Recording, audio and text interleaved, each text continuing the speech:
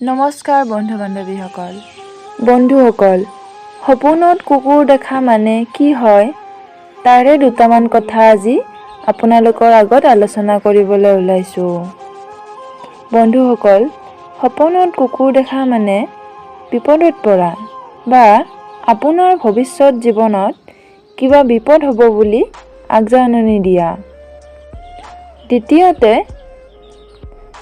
বন্ধুসকল, আপুনি যদি সপোনত কুকুৰে কামোৰা দেখে অথবা আপোনাক কুকুৰে সপোনত কামুৰিলে, এনেকুৱা ধৰণৰ সপোন দেখিলে বন্ধুসকল শত্ৰুৰ সন্মুখীন হ'বলগীয়া হয় অথবা যদি আপোনাৰ কোনোবা শত্ৰু থাকে তেওঁলোকৰ লগত কাজিয়া হোৱা বুজায়। তৃতীয়তে, সপোনত যদি কুকুৰৰ মাংস খোৱা দেখে তেতিয়া আপোনাৰ কি হয়? বন্ধুসকল, যদি আপুনি সপোনত কুকুৰৰ মাংস খোৱা দেখে